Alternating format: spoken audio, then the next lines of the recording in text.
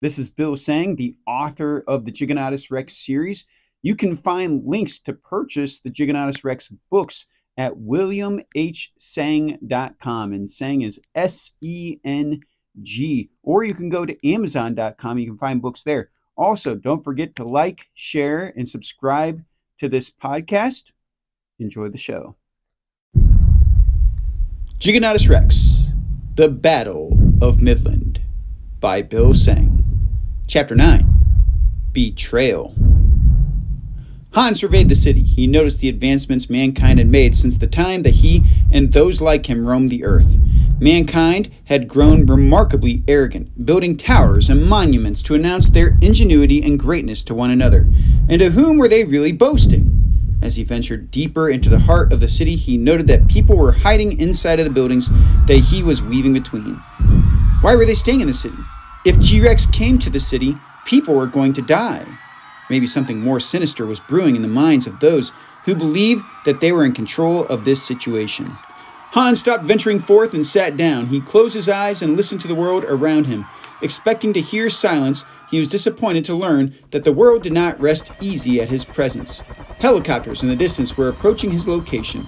It appeared that the military was coordinating some sort of ambush. He was starting to question Murokoshi's judgment in complying with these people's wishes. Han had his rules and would not compromise. Betrayal to him was serious business. If the military chose to attack him in the middle of the city, the promise would be broken. Not even Murokoshi would be safe from his wrath. No one would be safe until his anger was satisfied. The scent of battle was in the air. Not only were the helicopters en route to Midland, Han sensed a slight rumbling in the ground. Its origin was still a fair distance away, but it was certain that Giganotus Rex had started his journey to Midland. Now it was a race. The city seemed destined for destruction. Who would arrive first, G-Rex or the military? The fate of mankind rested in the balance. Why would people put themselves in this position? Why did the rulers need to feel in control of the situation? All would be well if they just had faith. Yet, the answer was simple. The rulers loved power.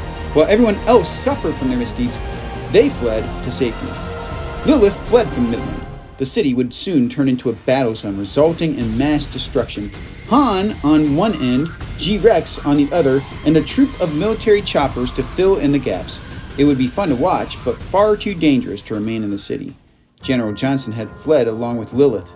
He started wondering why all of this chaos was necessary. He spoke up. "Madam, why do you wish to stir up Han?" Lilith was surprised at his question, but was quick to reply.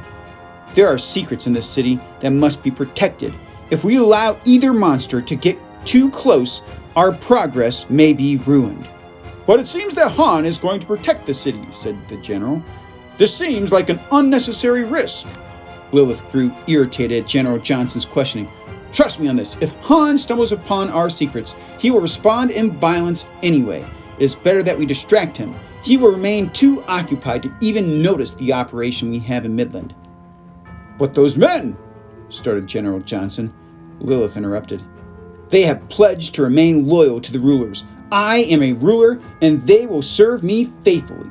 What other purpose do we have in this life than to fulfill the duties we have been assigned? If they are victorious, they will be celebrated as heroes. If they die, there are plenty more from where they came from." "Yes, madam," said General Johnson. It was troubling to the general to see that his soldiers were only pawns to her. The operation was starting to look ridiculous. After Teller had warned against military intervention, it seemed only wise to follow his advice. The only one who was sufficiently informed about Han was Murokoshi Honda. Although he was somewhat of an outlaw, General Johnson was starting to hope that Murokoshi had a backup plan if things got out of hand.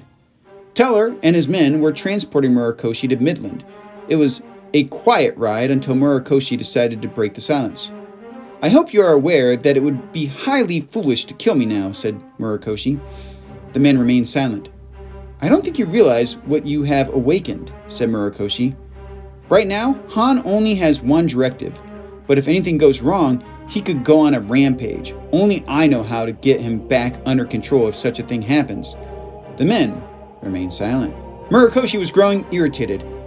"I know that you guys think I'm only trying to buy time for myself, but I know the rulers are up to no good."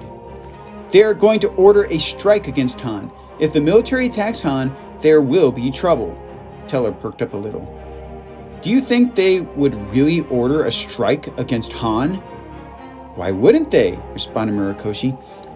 That sounds like an awfully foolish thing to do, said Teller. I know everyone thinks highly of the rulers, said Murakoshi, but don't make the mistake of giving them too much credit. Too much credit? Asked Teller. I don't think we'd give them enough credit. Ha! Mocked Murakoshi.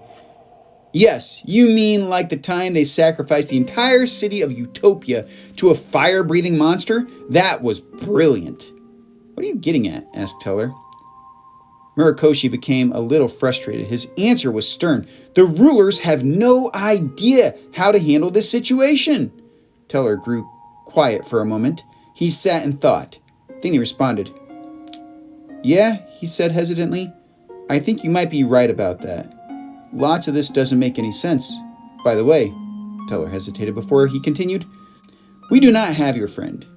He was presumed dead after G-Rex's raid on Utopia. Murakoshi felt deflated. He's dead? Teller responded.